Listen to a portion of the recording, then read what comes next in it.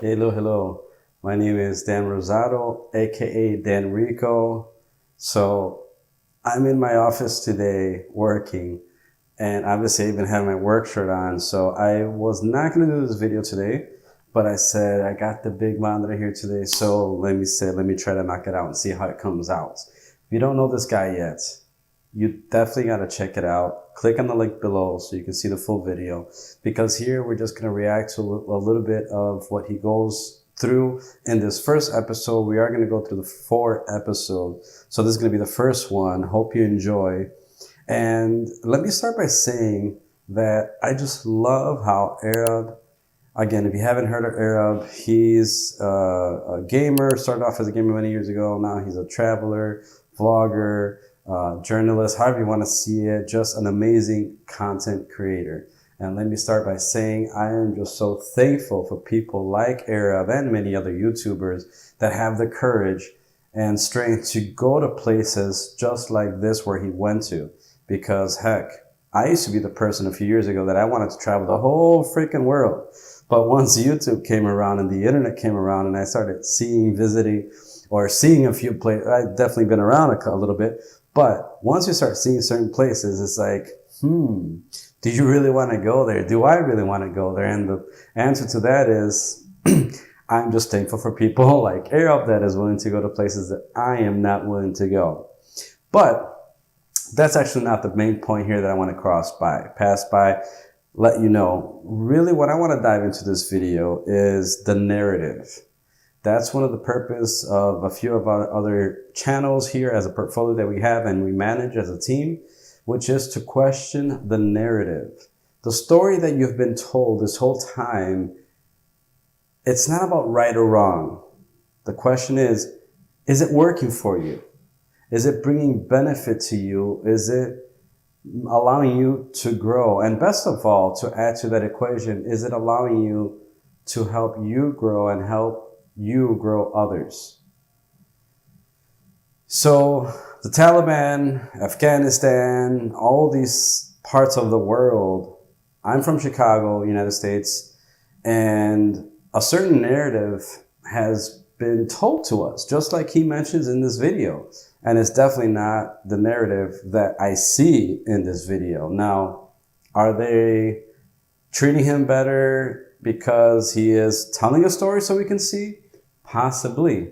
But without getting any deeper into that yet, let's go ahead and start. I spent 7 days living with the Taliban to find out if they truly are as dangerous as we've been taught. Throughout the entire journey, I will stand on my beliefs as they take me to mosques, mujahideen markets, and private rooms where they will try to convert me to a jihadi warrior for the next 7 days. For you to So I gotta say, for those of you that don't know, again, Dan Rico. Today, I work with marketing. I'm a YouTuber. I love telling stories. And let me start by saying part of my story is that I'm a PK, right? I'm a pastor's kid, missionary's kid. So my parents will travel to certain places and go and they would establish this flag and say, hey, this is the way that this has to be done. This is the only way. This is the only truth. This is the higher truth. And everything else is false. That is such a dangerous narrative to come about in any religion, not just Christianity, not just the Taliban. Let's get a little bit deeper. understand how I ended up in Afghanistan being escorted by well-respected Taliban members, you must first understand how this all came about by the sake of Allah. For the sake of Allah, he says. I gotta say, thank you, Arab, for allowing me to do a video about you, this reaction. We got in touch and hopefully we'll be seeing each other. But anyways, back to the video. Which to my all non-Muslim viewers basically just means that it was God's plan. See, this guy Lord Miles was actually kidnapped. I'm not against God's plan. I'm not against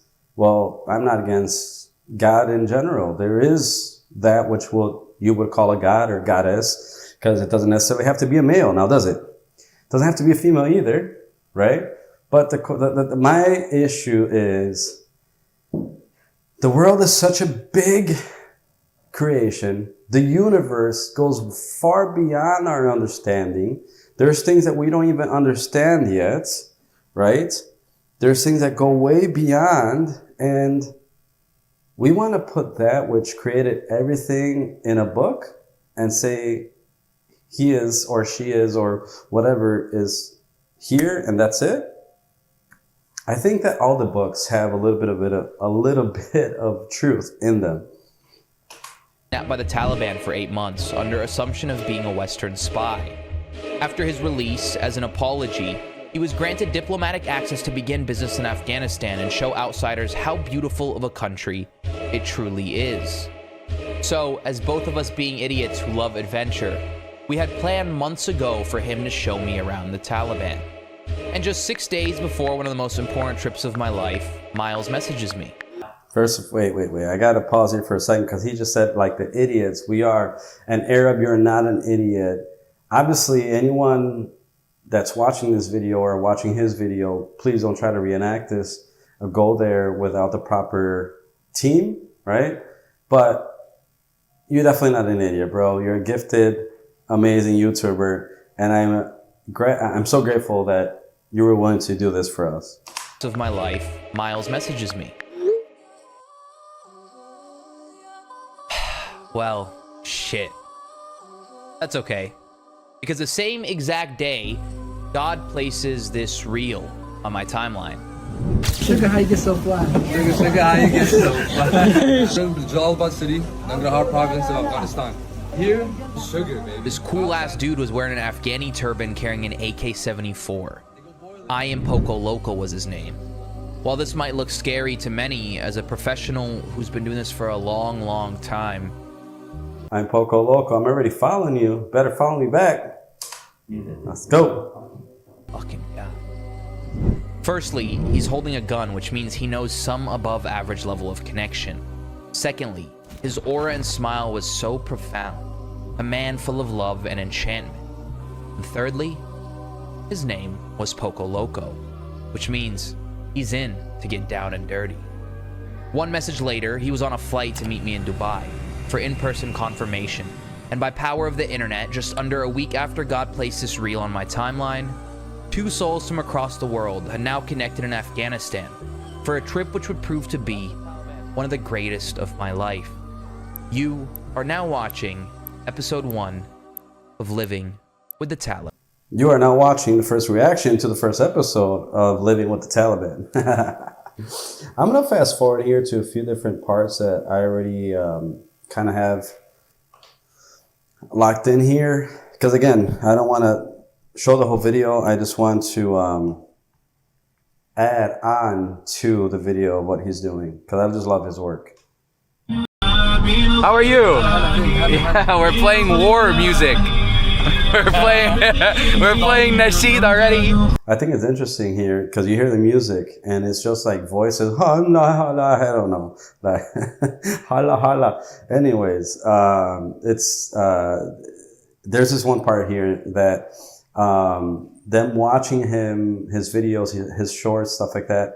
In the beginning or a few videos, he had like regular music, which what he thought was to these areas, but little did he know, and he actually mentions it. And with respect, he adjusts his videos, which was in, I think it's the Quran or the religion or whatever, that how music cannot have instruments. That's like against their law. So you hear that throughout the music that he plays, most of the parts, it's like even the rhythm in itself, kind of like that one group, Pentatonics, I think it's called, that they do boom, everything with their voice. So that's like how their music is. Check it out. A little intimidating at first, but not at all. We're here with the boy Yusuf, who is showing us around Afghanistan, American Afghani. And we're here, just like every other video. I think it's beautiful how he was always respectfully trying to understand the culture, trying to adapt clothing so he won't look so much outside of.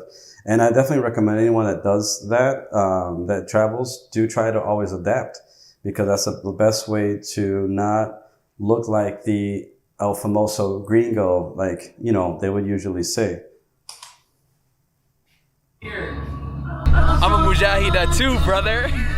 And let's just make one thing clear. because this is just the start of 4 episodes. It's about to get a lot more jihadi in the name of journalism. I love America, okay? All the stuff you see me talk online is pure entertainment, okay? I love America, all right? I love America. I talk shit about it at times because it, you know, deserves it. The beautiful thing about this is that everyone thinks that the grass is greener on the other side. How many of you have already heard this saying? Come on, the grass is always greener on the other side of the neighbor or whatever. But being from Chicago, I've been in a few states myself, lived in different states. I've lived in a few different countries. I'm in a different country myself right now. And let me start by saying that every country has its issues, right? America has its own issues. Where I'm at has its own issues. Where I was at before had its own issues. Every country has its own issues. The question is, how are you going to deal with, better rephrase, if you do work online like I do, if you do work from home office, you are capable of traveling. I guess the question that we can ask ourselves, and if you're not, you should, is that based on where I'm at today, where do I want to position myself? What problems am I willing to deal with more than others? Because again, every country has its own issues, its problems. The question is, what problems do you want to deal with? Sometimes that's the beauty of America, but I do love America. All right, I love everything it stands for. Okay, let's He loves America, he says. Into the real content. The first matter of business upon landing was to buy fitted clothes so that I can blend in with the locals. You know, I gotta say, there a few minutes ago, he had there was a little girl hustling. Our family is hustling, cleaning windows and whatnot. And you know, in the United States, we have it so easy, honestly, that, I mean, when do kids usually start working in the United States? 16, 18? I'm sure most of you in the comments are going to say, like, I started working with 14, and props to you. But most of these countries outside of the United States, they start working with like 6 years old. 6 years old, you know what I mean? For whatever many reasons exist. You know, their parents went to war or died, and they have to sustain for their family or their sister, whatever it is. You know what I mean? One thing that, again, I want to propose to you in this video is how we're analyzing a different culture here today, right? With Arab being, have visited the Taliban in Afghanistan, we are experimenting and being able to see a different culture. Now, are they a human or a different race? Are they again, I can't deviate from that question, which bothers me so much, because at the end of the day, since I was little, going back a little bit with when I first started looking for jobs at the age of 16 and got my first job, I remember, ever since I can remember, the first application, there was a part that said, what race are you? And it said white, brown, I don't remember, Latino, or in the beginning, there was probably like 3 options. Now there's like 10, whatever. But I would always put other and say human, because to me, it was so simple. Like, what are you talking about? Like white, brown, black, like if that's a race, like, come on now. There's a human race. And what we are watching right here is a different culture. If we can just analyze that and see how powerful that perspective can be, you will see that your entire reality can change for those of you that don't see it that way. Because at the end of the day, once Elon Musk makes it to Mars and an alien would ask a human being, where do you come from? Are you going to say, yo, I'm from the streets of Chi-Town with the Windy City? You know what I'm saying? No, you're not. You're going to say, I'm a human being from that blue planet you call Earth. By the way, comment, interview with Arab below, and that with your help, we're going to interview Arab so we can see a little bit more about his life, what he's been up to, and what he is going to be up to this year of 2025. Help me out, people. Okay with the AK, no problem, brother. But a camera on a stick? Yeah, and a big smile behind it? Camera on a stick. هو يروح البيت الخلاء عندهم كل حمام هناك حمام Hi. They do mention that he's checking out this mosque and whatnot, and they're mentioning to him how in their religion, their belief, how technically he is a visitor in their country, so they do need to respect and treat him good regardless of his own personal belief, if he is or not a Muslim. You got one in the corner over there. You got another one. You got one on this fence right here. And then you got this one who's getting a little closer. He's a little more curious. هذا حديث من كان يؤمن حديث بالله حديث okay. نعم. قال رسول Again, my purpose is not to show the whole video, just get a little few bits and pieces. I'm going to leave the link below to the full video if you want to watch it. If there's anything else that you would like me to talk about later on, if you'd like to jump on a live Zoom that we can record and put it on as well on the channel, you're more than welcome to. Comment below. Let me know. Taliban, there we go. That's not good. I can't say that. I'm kidding. I'm kidding. USA, I'm joking. He says he's kidding as he's putting his hand on his head. That's funny. Guys. You guys are getting me in trouble. We could say like translate it. You could say if something happens, you can say like just translate the word Talib. That's all. Sure. We understand that. So they do talk about how the meaning of Talib means students. And I think that's very interesting that as a religion, they put the main name of what they are as students, because at the end of the day, one thing that I like to teach people is that there's no such thing as losing. If you're watching this video and you've thought that you've lost something or you've lost in this world, in this life, or you're a loser, whatever it is, there's no such thing as a loser or losing, okay? Let me tell you a secret. Or you're learning or you're winning. So religion in itself is a stepping stone in the process, in the journey that one could have as a life. And it's definitely a learning process. But if you're not willing to apply that you learn into the winning and get out of that, so you're never going to win, you're just going to be in the learning process. So most religions are, and if not keep you there, in the have to just learn process and never win, being that any of you can have a straight connection to the source, however or whatever it is that you want to call it. Did you get that? Well, I submit to Allah, right? So let's clarify this, because this is super important to start off the series. The word Islam means to give yourself up and submit to God, which I do. You guys know on this channel, I'm very, very faithful. But part of the saying when you do your shahada to convert to Islam requires two things. One, you must submit to God.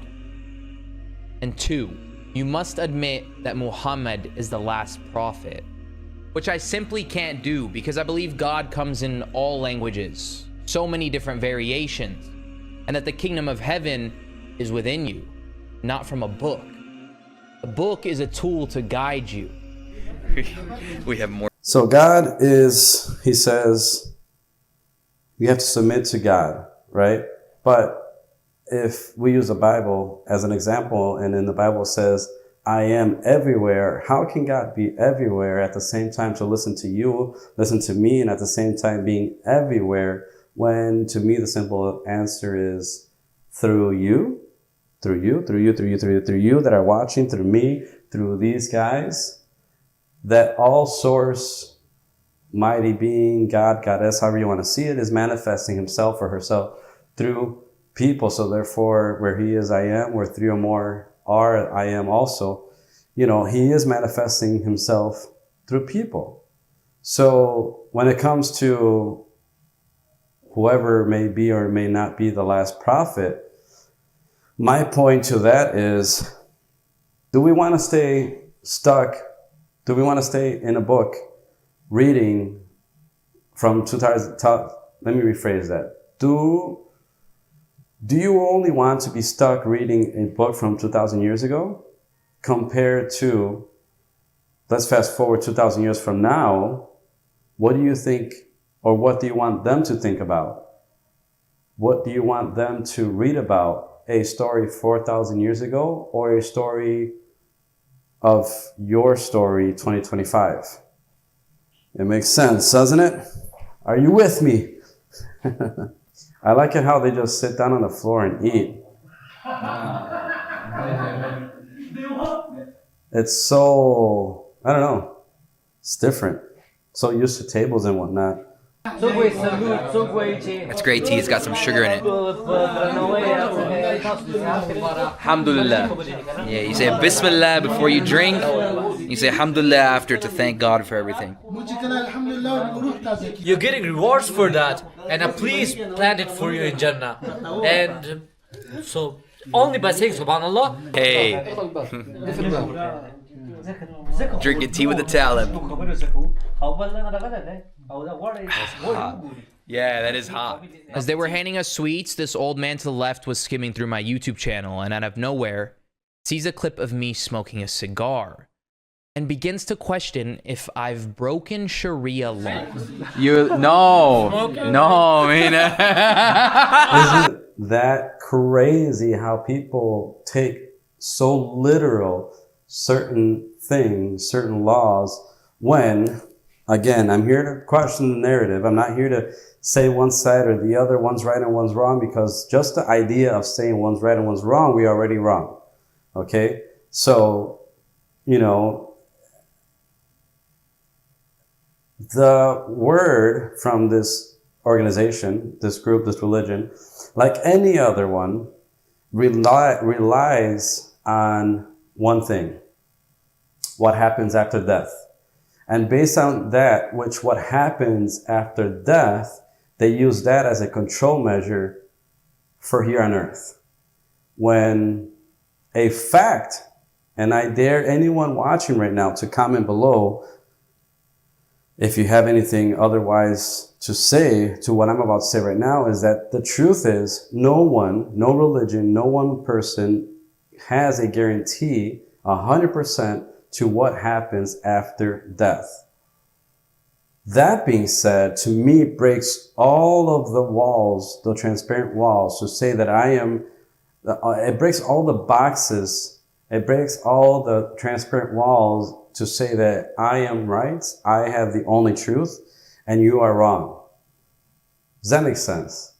At the end of the day, none of us can guarantee what really happens after death. So if I can't guarantee what happens after death, why am I going to promise you something that at the end of the day, your major benefit of being whatever it is I'm trying to teach you comes after death? When, the way I see it, we are a spiritual being now in a body, having a body experience. Religion teaches that we are a body, that we need to have a spiritual experience. But when you really take back a step and analyze and see for yourself that you already were and are a spirit now having a body experience, that means that a lot of all that stuff that says about miracles and spirituality and all that stuff, you don't really need to have it, because that's where you come from. Yeah, so if that's where you come from, well, what's the purpose in this life now? Well, to have a good time, to smile, to visit people, to show love, regardless of the culture, regardless of the color, regardless of where you come from, okay? So that we can demonstrate how loving truly we can be. Film it because only women were there, and then they offered to take me into one of their secret operations.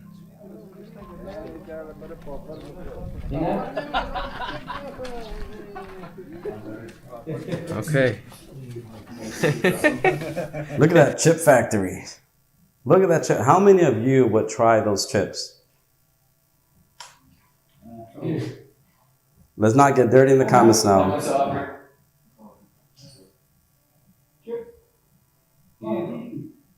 I'm ready.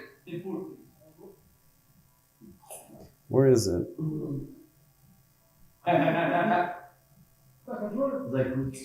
He goes into the factory at one point, another side of the factory. So the factory actually has, there you go. This is Vaseline. Dish soap. Chips. And what are the chips? The chips are made out of.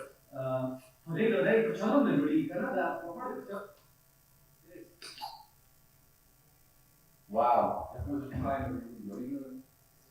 So if you were to just look at this picture without the context of what we've been talking about and what you just heard, that's a factory, what would you think? Just so you can see how primitive and basic certain factories are in certain parts of the world, to show you how grateful we should be for things that we have, sanitary things that we have, quality things that we have. And look at this. In one factory, they're doing chips on one room and they're doing soap on the other. And this is what, just crystal.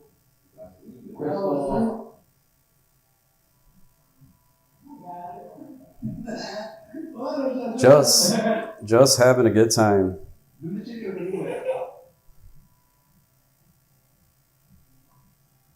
it doesn't get water. So for them to get water, they have to go down and grab water in a bucket. They gotta grab water in a bucket in a few gallons, okay, and they'll walk with gallons of water so that they can have water for their house for a few days.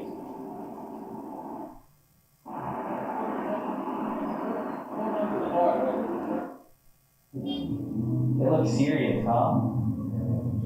Yeah, they look serious. See right behind me as we're driving by. Yeah, right here. Exactly. I don't want to give any info or anything, but still want to show you guys where we go. So there was a part in the beginning of the video that I forgot to show you, how they were persistent with his tour guide to make sure they sent him a message that they want to talk to him.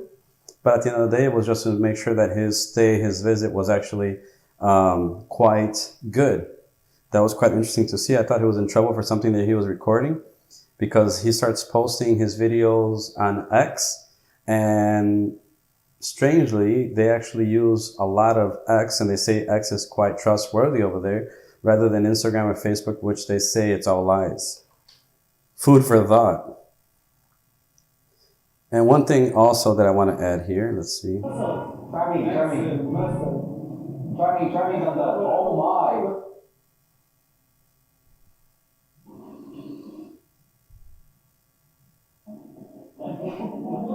I'm scared. He's like, no. So at this point, he's over here asking if they're Mongolian. It's kind of funny. But it's beautiful to see how there's different cultures in every part of the world you go. Wow, that's so cool. They're just in the middle of the. Okay. Oh, you really praying in the middle of the streets? He is shocked that they're praying in the middle of the street, but I'm also shocked, to be honest with you. But the point that I want to make here in this part is that I think it's beautiful how they will literally stop. I'm almost sure it's 4 or 6 times a day, something like that. Anyways, they'll stop several times a day. No matter what they're doing, no matter where they are, they will look for a mosque or an area just like that to get on their knees and thank God and pray for their day. And as a non-religious but a spiritual person, I think there is so much power in being grateful for your day. There's so much power in being able to put in foreplay and forefront and predict your day. Know where you're going. Know where you want to end. Know what you want to fulfill in that day, and create your goals and aim towards it. And besides that, don't just visualize it. Be grateful for that which you don't have, which is actually equal to faith or a prayer. But in reality, it's how to activate that prayer to really make it effective and make it work. Because there's a way to make it. Let's put the brakes on for a second. And I think I went a little bit too far, right?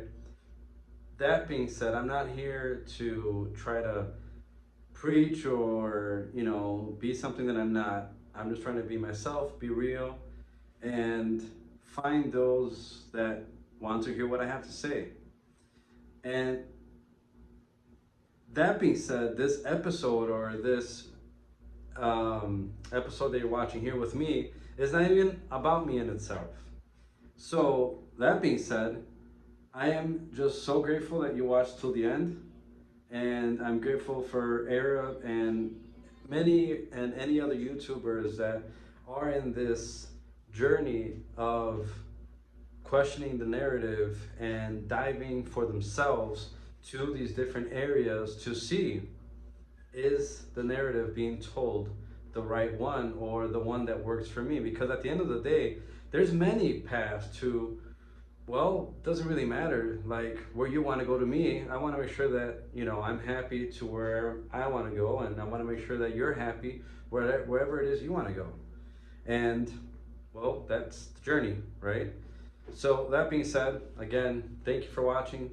Make sure to comment, subscribe, and I'll see you in the next video on the episode 2, reaction to the episode 2 of Arab in Afghanistan visiting the Taliban. Thank you very much. See you.